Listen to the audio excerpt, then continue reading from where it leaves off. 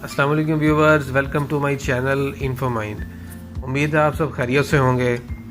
दोस्तों, आज मैं जो वीडियो आपके लिए लेके आया हूँ वो बेसिकली इमिग्रेशन टू कनाडा के बारे में है और मैं आपको वो तमाम बेसिक इन्फॉर्मेशन दूंगा जो कि आपको हेल्प आउट करेगी अगर आप कनाडा इमिग्रेशन के लिए अप्लाई करने का सोच रहे हैं।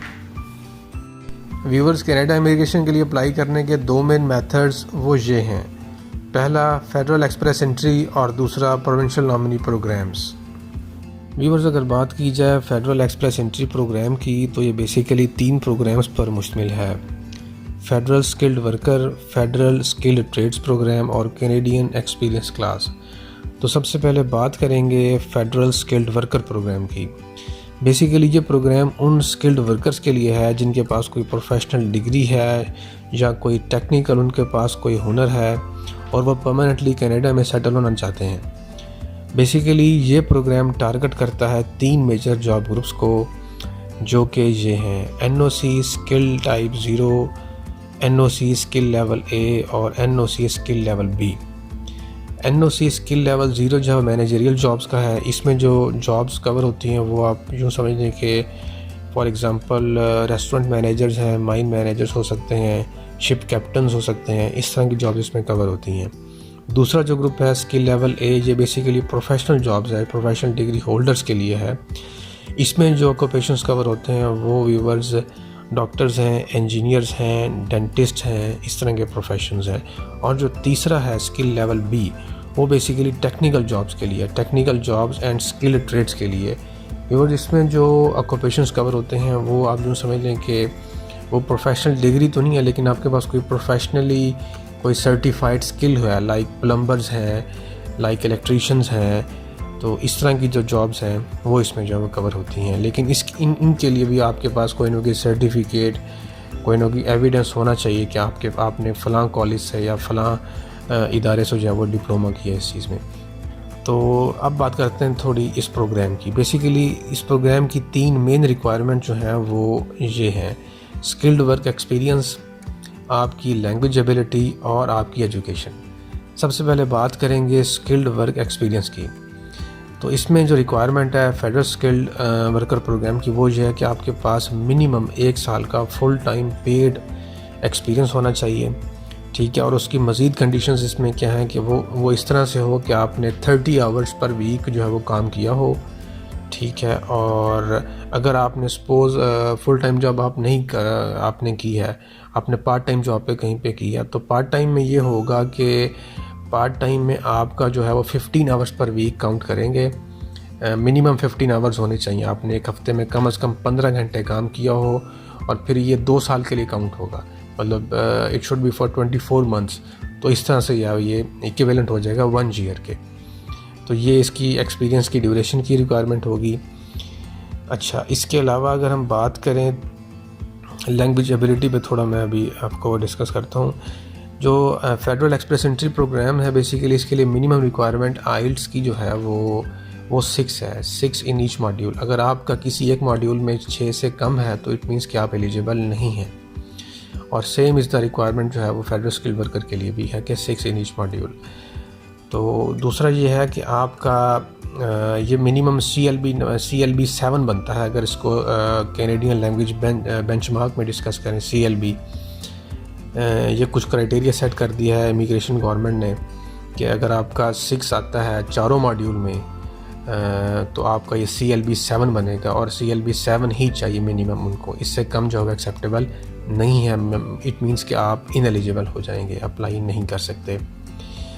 अब थोड़ी बात कर लेते हैं एजुकेशन की। एजुकेशन के लिए अगर आपके पास कोई प्रोफेशनल डिग्री है या आपके पास कोई आपने डिप्लोमा किया है, कोई सर्टिफिकेशन है आपके पास, तो उसकी अगर आपने वो कनाडा के अलावा किसी और मुल्क से आपने वो एजुकेशन जो है वो हासिल किया, तो उसके लिए उसकी एवेल्यूएशन बहुत ज़रूरी है। वो एवेल्यूएशन जो इमिग्रेशन की टर्म्स में बोलें तो वो ECA इसको बोलते हैं कि एजुकेशनल क्रेडेंशियल एवेल्यूएशन। तो वो आपको करवानी पड़ेगी कनाडा से। उसके लिए कैनेडियन इमिग्रेशन गवर्नमेंट ने बेसिकली 5 इदारे जो है वो शॉर्ट लिस्ट किए हैं और आपको उन्हीं 5 में से किसी एक इदारे से अपनी डिग्री जो है वो एवेलुएट करवानी पड़ेगी। इसकी डिटेल मैं एक्सप्रेस एंट्री प्रोग्राम के आखिर में डिस्कस करूँगा, इसकी जो डिटेल है। व्यूअर्स, इसके अलावा यहाँ पे एक और बात आपको बता दूँ, अगर आपके पास यहाँ पे इनविटेशन आ जाता है under the federal skilled worker programme, तो उसमें आपको कुछ फंड्स जो है वो उनका प्रूफ शो करना है। यहाँ पे अगर आप अकेले अप्लाई कर रहे हैं तो उसके लिए आपकी जो मिनिमम रिक्वायरमेंट है वो तकरीबन जो है 13,000 कैनेडियन डॉलर्स बनती है। अगर आपकी स्पाउस या वाइफ भी आपके साथ अप्लाई कर रही हैं और आपको इनविटेशन आ जाता है और आप दोनों मूव करते हैं कनाडा में, तो उस केस में रिक्वायरमेंट जो है वो इंक्रीज़ कर जाएगी, मतलब 13,000 प्लस 3,492, रफली आप कह लेंगे 3,500 कैनेडियन डॉलर। इसी तरह अगर आपके साथ कोई आपका डिपेंडेंट मज़ीद है, कोई आपका बच्चा है, कुछ चाइल्ड है आपके, तो उस केस में रिक्वायरमेंट बढ़ती जाएगी बाय 3,500 कैनेडियन डॉलर्स। तो इसके अलावा यहाँ पे एक और चीज़ क्लियर कर दूँ कि अगर आपके पास वैलिड जॉब ऑफ़र है कनाडा से, उस केस में आपको प्रूफ ऑफ फंड शो करने की ज़रूरत नहीं है। यहाँ पर आपको एक और चीज़ क्लियर कर दूँ कि अक्सर लोग कंफ्यूज हो जाते हैं कि हमारा जो स्कोर है वो टोटल कितने में से जो है वो स्कोर बनता है। Basically federal express entry program में 2 क्राइटेरिया चलते हैं। एक तो 100 पॉइंट ग्रिड है जो कि basically federal skilled worker programme के अंडर ही है, मतलब 100 पॉइंट ग्रिड जो है वो basically federal skilled worker programme में ही है।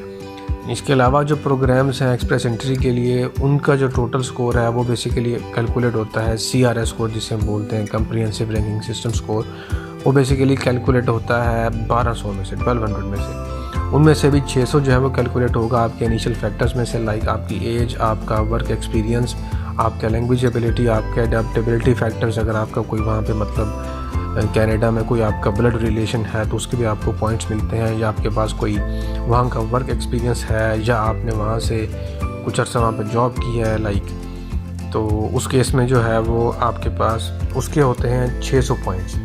उसमें भी 600 पॉइंट उस केस में बनेंगे अगर आप जो है वो विदाउट स्पाउस या विदाउट वाइफ जो है वो अप्लाई करते हैं, तो आपका इनिशियल स्कोर जो है वो कैलकुलेट किया जाएगा 600 में से। टोटल 600 में से आपका स्कोर बनेगा। अगर आप अप्लाई करते हैं विद स्पाउस, विद फैमिली, तो फिर आपका स्कोर कैलकुलेट होगा 500 में से, इनके मैक्सिमम 500 पॉइंट्स हैं। तो बाकी जो 600 पॉइंट्स बैलेंस हैं उसमें होता यह है कि वो बेसिकली होते हैं प्रोविंशियल नॉमिनी प्रोग्राम के लिए। अगर आपके पास किसी प्रोविंस से आपको इनविटेशन आ जाता है तो वो 600 पॉइंट आपको ऑटोमेटिकली मिल जाते हैं। अगर आपको कोई प्रोविंस जो है वो शॉर्ट लिस्ट करता है कि आए आप हमारे लिए यहाँ पे काम करें, यहाँ पे हमारे पास वैकेंसी है इस प्रोफेशन में, तो वो फिर 600 पॉइंट आपके ऐड हो जाएंगे CRS स्कोर में। सपोज़ आपका CRS जो है वो बन रहा है 440 और आपको इन्विटेशन आता है किसी प्रोविंस से, तो आपको 600 पॉइंट वैसे मिल जाएंगे प्रोविंस से। सो आपका स्कोर बन जाएगा 600 प्लस 440, तो आपका स्कोर जो है वो बूस्ट कर जाएगा और आप जो है डायरेक्ट जॉब PR के लिए अप्लाई कर सकते हैं। जी, अब बात करते हैं फेडरल स्किल्ड ट्रेड्स प्रोग्राम की। तो फेडरल स्किल्ड ट्रेड्स प्रोग्राम जिन NOCs को टारगेट करता है, पहले उनकी बात कर लेते हैं। ये स्क्रीन पे आपके सामने आ भी रहा होगा कुछ। तो NOCs जो इसमें कवर होते हैं वो कुछ ये हैं। Major group 72 industrial, electrical and construction trades. इसमें आप यूँ समझ लेंगे इलेक्ट्रिकल से रिलेटेड कोई जॉब्स हैं तो उसमें आप यूँ कह लें कि इलेक्ट्रीशियंस भी आ जाएंगे उसमें, या कंस्ट्रक्शन में समझ लें तो मेसन्स हैं, स्टील फिक्सर्स हैं, इस तरह के जो ट्रेड्स हैं वो कवर हो जाएंगे। मेजर ग्रुप 73 है अगला, maintenance and equipment operation trades. Major group 82 supervisors and technical jobs in natural resources, agriculture and related production. Major group 92 है। माइनर ग्रुप 632 है। माइनर ग्रुप 633 है। व्यूअर्स, अब बात करते हैं इसकी कुछ मिनिमम रिक्वायरमेंट्स की कि इसके एलिजिबिलिटी रिक्वायरमेंट्स क्या हैं। तो सबसे पहले बात करेंगी लैंग्वेज की। तो अगर आइल्स की बात की जाए तो इसमें बहुत ज़्यादा जो है वो सख्त रिक्वायरमेंट्स नहीं है, क्योंकि ये बेसिकली लो ट्रेड्स के लिए है, तो इसकी आइल्स रिक्वायरमेंट्स भी जो है वो काफ़ी जो है वो रिलैक्स हैं। तो इसमें यह है कि आपकी जो स्पीकिंग और लिसनिंग की जो रिक्वायरमेंट्स है वो CLB 5 होनी चाहिए। मींस आपका स्पीकिंग और लिसनिंग में मिनिमम 5 मॉड्यूल होना चाहिए। और रीडिंग और राइटिंग में जो है वो आपके कुछ कम है। रीडिंग में आपका 3.5 होना चाहिए और राइटिंग में मिनिमम 4, तो ये CLB 4 बनता है। अब बात कर लेते हैं कुछ एक्सपीरियंस की। अगर एक्सपीरियंस की बात की जाए तो इसके लिए एक्सपीरियंस की मिनिमम रिक्वायरमेंट जो है वो 2 साल है और एक्सपीरियंस आपका पिछले 5 साल का काउंट करेगा। 5 साल से पुराना एक्सपीरियंस जो है वो काउंट नहीं करेगा। इसके अलावा जो है वो आपके पास वैलिड जॉब ऑफ़र होनी चाहिए। जो मैंने आपको NOC शुरू में बताए उनमें से किसी भी NOC में जिसमें आप काम करना चाह रहे हैं, जो NOC आप अपनी एप्लीकेशन पे शो करेंगे उसमें आपके पास वैलिड जॉब ऑफ़र होनी चाहिए कनाडा से 1 साल के लिए कम से कम। अगर जॉब ऑफ़र नहीं है तो दूसरा उसमें यह है कि आपके पास सर्टिफिकेट ऑफ क्वालिफ़िकेशन हो किसी भी स्किल ट्रेड में जिसमें आप काम करना चाह रहे हैं या जो आप अपनी एप्लीकेशन पे मेंशन कर रहे हैं और वो आपने कनाडा से हासिल किया हो। ये should be issued by Canadian government like Canadian provincial government और एनी फेडरल अथॉरिटी। अब थोड़ी बात कर लेते हैं प्रूफ ऑफ फंड्स की। व्यूअर्स, इसकी रिक्वायरमेंट्स प्रूफ ऑफ फंड्स की सेम है जिस तरह फेडरल स्किल्ड वर्कर की थी। अनलेस अगर आपके पास वैलिड जॉब ऑफ़र है उस केस में आपको प्रूफ ऑफ फंड्स की ज़रूरत नहीं पड़ेगी। व्यूअर्स, अब बात करते हैं कैनेडियन एक्सपीरियंस क्लास की। ये बेसिकली उन वर्कर्स के लिए है जो ऑलरेडी कनाडा में काम कर चुके हैं और वहाँ के परमानेंट रेजिडेंट्स होना चाहते हैं। तो इसमें जो NOCs हैं वो सेम हैं जो कि फेडरल स्किल्ड वर्कर में थे। I mean to say skill level 0, managerial jobs, skill type A, professional jobs और skill type B, technical jobs and skilled trades. अगर बात की जाए एक्सपीरियंस की तो एलिजिबिलिटी रिक्वायरमेंट्स इसकी कुछ ये हैं कि आपके पास कम से कम 1 साल का फुल टाइम एक्सपीरियंस होना चाहिए, स्किल्ड वर्क एक्सपीरियंस कनाडा में इन द लास्ट 3 ईयर्स। मतलब अगर आप अप्लाई कर रहे हैं तो उससे पिछले 3 साल में आपने कम से कम 1 साल फुल टाइम कनाडा में अपने प्रोफेशन में काम किया हुआ हो। ये एक्सपीरियंस फुल टाइम होना चाहिए। अगर फुल टाइम नहीं है तो पार्ट टाइम होना चाहिए। वही सेम रिक्वायरमेंट जो कि फेडरल स्किल्ड वर्कर में थी। और अगर बात की जाए इसकी लैंग्वेज एबिलिटी की तो वो कुछ ये हैं। अगर आपका जो ऑक्यूपेशन है वो NOC 0 या A में फ़ॉल कर रहा है तो CLB मिनिमम 7 होना चाहिए। अगर आपका जो है वो ऑक्यूपेशन NOC B में फ़ॉल कर रहा है तो CLB मिनिमम 5 होना चाहिए। और इसके अलावा इसमें एजुकेशन की व्यूअर्स ऐसा कोई रिक्वायरमेंट नहीं है और ना ही इसमें कोई फंडिंग की रिक्वायरमेंट्स है। मतलब आपको प्रूफ ऑफ फंड्स भी शो करने की ज़रूरत इसमें नहीं है। लेकिन अगर आप अपना स्कोर इम्प्रूव करना चाहते हैं और आपके पास कनाडा की एजुकेशन की कोई सर्टिफिकेट्स हैं, कुछ डिप्लोमा या डिग्री है, तो वो आप वहाँ पे अपनी प्रोफाइल में अपनी एप्लीकेशन में शो कर सकते हैं। उसके आपको पॉइंट्स मिलेंगे। इवन अगर आपके पास कनाडा की एजुकेशन नहीं है, आपके पास कोई फ़ॉरेन आपने कोई सर्टिफिकेशन की है या आपके पास कोई प्रोफेशनल डिग्री है फ़ॉरेन, तो उसकी भी आपको एवेल्यूएशन करवानी पड़ेगी same like federal skilled worker programme. तो उस सूरत में आपको उसके पॉइंट्स जो हैं वो मिल सकते हैं। व्यूअर्स, थोड़ी बात कर लेते हैं आइल्स की। जैसे कि मैं पहले आपको बता चुका हूँ कि आइल्स की requirement for express entry profile जो है वो मिनिमम CLB 7 है। Means you have to attain 6 in each module of IELTS in order to become eligible to apply for federal express entry programmes. IELTS जैसे आपको पता है कि 4 मॉड्यूल्स पे मुश्तमिल होता है, स्पीकिंग, रीडिंग, राइटिंग और लिसनिंग। अब इसमें मज़ीद अगर बात की जाए कि इसमें मोर देन 7 बैंड कैसे लिए जाए या इससे भी ज़्यादा 8 बैंड तक कैसे ले सकते हैं, तो वो मैं इंशाल्लाह एक नई वीडियो बहुत जल्द जो है वो अपलोड करूँगा। इस आइल्स के बारे में होगी पूरी और इंशाल्लाह पूरा गाइड करूँगा कि कौन से वेबसाइट्स हैं या किस तरह से जो है वो क्या टिप्स और ट्रिक्स हैं कि जिनको यूज़ करके आप एक अच्छा बैंड ले सकते हैं।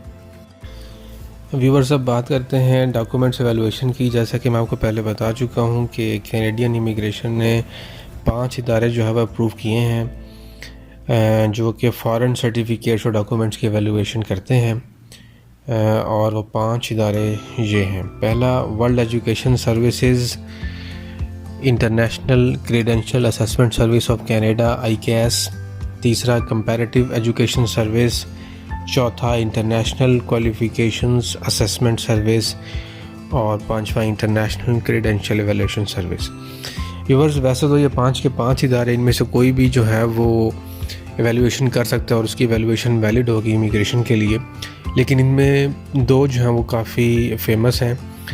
पहला वर्ल्ड एजुकेशन सर्विसेज और दूसरा international qualifications assessment service IQAS। तो पहले थोड़ा डिस्कस कर लेते हैं वर्ल्ड एजुकेशन सर्विसेज को। अगर आप वर्ल्ड एजुकेशन सर्विसेज के थ्रू अपने डॉक्यूमेंट्स की अटेस्टेशन या एवेल्यूशन करवाना चाह रहे हैं तो उसके लिए आपको इनकी वेबसाइट पे जाना पड़ेगा और वहाँ पे इनका एक ऑनलाइन फॉर्म है, वो आपको फ़िल करना पड़ेगा। उस फॉर्म को फ़िल करने के बाद आपको एक रेफरेंस नंबर मिलेगा, so called WES reference number. वो रेफरेंस नंबर आप यूज़ करेंगे, अपनी डॉक्यूमेंट्स के ऊपर लिखेंगे और जो आपका इन्वेलप होगा, जो सील्ड इन्वेलप आपके होंगे, उसके ऊपर लिखेंगे और फिर वही आपके जो डॉक्यूमेंट जब जाएंगे कनाडा वर्ल्ड एजुकेशन सर्विसेज के एड्रेस पे, तो रेफरेंस नंबर लाजमी होना चाहिए। अगर रेफरेंस नंबर मिस होगा तो आपकी एप्लीकेशन, आपके डॉक्यूमेंट्स एंटरटेन नहीं किए जाएंगे। अब थोड़ा डिस्कस कर लेते हैं इसके प्रोसीजर को। तो बेसिकली लेट्स सपोज अगर आप अपनी कोई डिग्री एवेलुएट करवाना चाह रहे हैं तो रिक्वायरमेंट्स वैसे तो वेरी करती हैं कंट्री टू कंट्री। सपोज कर लेंगे आपकी एजुकेशन जो है वो पाकिस्तान से है और आप अपनी बैचलर्स की या मास्टर्स की डिग्री एवेलुएट करवाना चाह रहे हैं, तो उसके लिए आपकी फ़ाइनल डिग्री और आपकी ट्रांसक्रिप्ट जो है, ये 2 डॉक्यूमेंट्स की कॉपीज़ HEC जो है वो अटेस्ट करेगी और उनको सील्ड इन्वेलप में क्लोज़ करके डायरेक्ट जो है वो वर्ल्ड एजुकेशन सर्विसेज के एड्रेस पे भेज देगी अलॉन्ग विद द फॉर्म। जो फॉर्म आपने फ़िल किया होगा, इनका एक फॉर्म भी होता है इनकी वेबसाइट पे, वो भी आपको फ़िल करना पड़ेगा बाय हार्ड फॉर्म में। आपको वो प्रिंट लेके फ़िल करना पड़ेगा और वो भी आपकी अटेस्टेड डिग्री और अटेस्टेड ट्रांसक्रिप्ट की कॉपी के साथ ही वो फॉर्म भी इन्वेलप में होगा, वो भी आपको जो है वो भेजना है। तो अब अगर बात कर लें चार्जेस की, तो इसके चार्जेस जो हैं वो $220 कैनेडियन हैं। इनका एवेल्यूशन टाइम जो है वो 35 डेज़ है after the receive of the documents. और अब थोड़ी बात कर लेते हैं ICAS की। व्यूअर्स, ICAS का भी सेम ही प्रोसीजर है जैसा कि वर्ल्ड एजुकेशन सर्विसेज का है, बस फ़र्क इतना है कि इनके चार्जेस थोड़े कम हैं। ICAS के चार्जेस जो हैं वो $200 कैनेडियन हैं, लेकिन इनका एक मेजर ड्रॉबैक ये है कि इनका प्रोसेसिंग टाइम बहुत ज़्यादा है। इट्स यानी एवरेज प्रोसेसिंग टाइम इनका जो है 14 वीक्स है, so it becomes more than 3.5 months. सो मेरा ख्याल है कि बेटर ऑप्शन जो है वो वर्ल्ड एजुकेशन सर्विसेज ही है कि अगर आप यहाँ से अपनी डॉक्यूमेंट्स की एवेल्यूशन करवाएं। यहाँ पे एक और चीज़ क्लियर कर दूँ कि एवेल्यूशन का मतलब ये नहीं है कि आपकी डिग्री जो है वो या आपके पास जॉब ऑफ़र आ गई या आपकी डिग्री कनाडा की डिग्री हो गई, ये नहीं होता। सिर्फ ये होता है कि आपको इक्विवेलेंसी मिल जाती है कि लेट्स सपोज अगर आपने बैचलर्स की डिग्री करवाई है तो वो आपकी वो जज करेंगे, चेक करेंगे आपके डॉक्यूमेंट्स को और फिर आपको वो एक सर्टिफिकेट इशू कर देंगे। उसका ये होगा कि आपकी जो डिग्री है आपने किसी भी कंट्री से लिया तो वो इक्विवेलेंट है कनाडा की इस डिग्री की, तो वो सिर्फ ये होता है। तो उसमें ऐसा कोई ये नहीं है कि अगर आपकी वो अप्रूव हो गई है या वैल्यूएशन हो गई है तो आपको जो है वो कोई इमिग्रेशन में कुछ, सिर्फ ये it's just a requirement for the immigration, इससे ज़्यादा ये कुछ नहीं है। व्यूअर्स, अगर बात की जाए डॉक्यूमेंट्स एवेल्यूएशन की वैलिडिटी की, तो इन 5 में से कोई भी इदारा आपके डॉक्यूमेंट्स की एवेल्यूएशन करता है तो उसकी वैलिडिटी जो है वो 5 साल है। It's valid for 5 years. तो अब थोड़ी बात कर लेते हैं फेडरल एक्सप्रेस एंट्री की। वो लोग जो कि एक्सप्रेस एंट्री के लिए अप्लाई करने का प्लान कर रहे हैं तो उनको मेरा मशवरा ये होगा कि सबसे पहले वो अपना आइल्स जो है वो क्लियर करें और दूसरा उनकी एवेल्यूएशन है डॉक्यूमेंट्स की। अगर ये दोनों स्टेप्स कंप्लीट हैं तो फिर जो है वो आप एक्सप्रेस एंट्री प्रोफाइल जो है वो सबमिट कर सकते हैं। यहाँ पे एक और चीज़ क्लियर कर दूँ कि अक्सर लोग बहुत इजी ले लेते हैं आइल्स को कि 6 आ जाएगा ईच मॉड्यूल में तो it's more than enough, eligibility पूरी हो जाएगी सो हम अप्लाई कर सकते हैं। ऐसा नहीं है, क्योंकि पूरी दुनिया से हज़ारों बल्कि लाखों एप्लीकेशंस होती हैं। So you are competing at the international level. So ये है कि आप कोशिश करें कि ज़्यादा से ज़्यादा अच्छा बैंड लें आइल्स में। Try to get more than 7 in each module और इवन क्लोज टू 8 लाइक 7.5 और even 8, so that will be good for your overall CRS score. तो आइल्स का स्कोर जितना अच्छा होगा आपका CRS उतना ज़्यादा बनेगा। आइल्स का मैं यहाँ पे बता दूँ कि आइल्स की जो पॉइंट्स हैं CRS में वो टोटल 150 होते हैं, और आप जितना ज़्यादा अच्छा बैंड लेंगे तो आपका स्कोर उतना ज़्यादा होगा। फॉर एग्ज़ाम्पल अगर आपका बैंड जो है वो 8 आता है, ओवरऑल 8 है, तो आपका जो टोटल बनेगा आइल्स का वो it will be around about 130 और 135 आउट ऑफ 150। सो आप अंदाज़ा कर सकते हैं कि आपका CRS जो है वो काफ़ी बूस्टअप कर जाएगा। So you will be having a very good chance of getting a CRS over 440 if you can get 8 band। तो ये बहुत इम्पोर्टेंट चीज़ है यहाँ पे। व्यूवर्स, उम्मीद करता हूँ आपको मेरी एक्सप्रेस एंट्री प्रोफाइल की इन्फॉर्मेशन पसंद आई होगी। व्यूवर्स, अगर आपको वीडियो पसंद आई हो तो हमारे चैनल को सब्सक्राइब करना ना भूलिएगा और बेल आइकन पर लाजमी क्लिक कीजिएगा ताकि आपको हमारी लेटेस्ट वीडियोज़ मिलती रहें। व्यूवर्स, अगली वीडियो में मैं इंशाल्लाह बात करूँगा प्रोविंशियल नॉमिनी प्रोग्राम्स की और डिटेल में डिस्कस करूँगा। आखिर में इस दुआ के साथ इजाज़त चाहूँगा कि अल्लाह पाक हमको सिरात मुस्तकीम पर चलाए और इस पर इस्तकामत नसीब फरमाए।